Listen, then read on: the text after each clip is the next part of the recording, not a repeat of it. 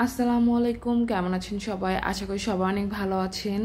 গরমে যে অবস্থা, আশা করি সবাই সুস্থ আছেন। আলহামদুলিল্লাহ আমরা সুস্থ আছি।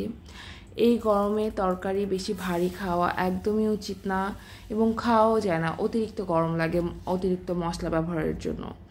তো আজকে আমি করছি টমেটোর টক। এটা অনেক সহজ একটা রেসিপি, কিন্তু খেতে অনেক মজা আর শরীরের জন্য অনেক ভালো।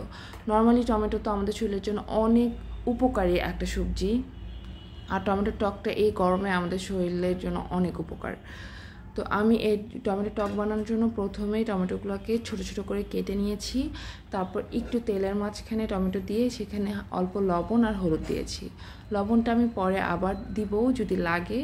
আর হলুদটা দিয়েছি তাহলে এই টমেটোর কালারগুলো অনেক সুন্দর আসে, মানে টমেটো টকের কালারটা অনেক সুন্দর আসে একটু হলুদ দেওয়ার জন্য। এখন এই টমেটোর টকটা চাইলে পাতলা রাখা যায়, কিন্তু আমি একটু ঠিক চাচ্ছিলাম, এর জন্য আমি এটাকে ব্লেন্ড করে নিচ্ছি। কিন্তু আমি পুরোপুরি ব্লেন্ড করব না, হালকা করে ব্লেন্ড করে নিচ্ছি যাতে কিছু গোটা গোটাও থেকে যায়। ব্লেন্ড করার পরে আমি এখন একটু বাগার দেওয়ার মশলাটা করে নিব। সেজন্য আমি রসুন,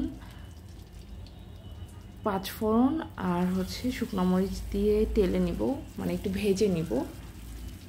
এটা ভাজা হয়ে গেলে আমি আবার ওই টমেটোর ওখানে দিয়ে দিব, এটাকে দিয়ে ভালো করে নেড়ে নিব যাতে টমেটোর টকটা ফ্লেভারফুল হয়। আর এই সময় আমি চেখে দেখব, যদি আরেকটু লবণ লাগে তখন আমি আরেকটু লবণ অ্যাড করে দিব।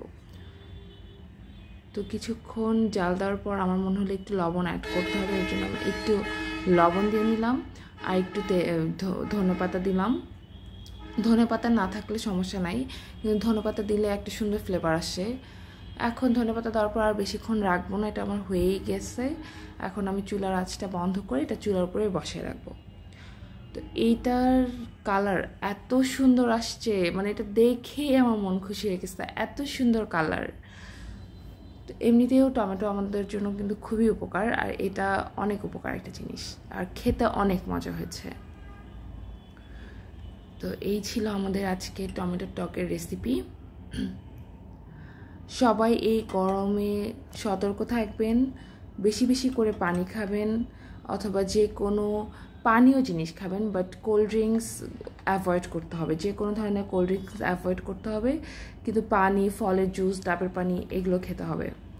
তো সবাই ভালো থাকবেন, সুস্থ থাকবেন, আমাদের জন্য দোয়া করবেন। আল্লাহ হাফেজ।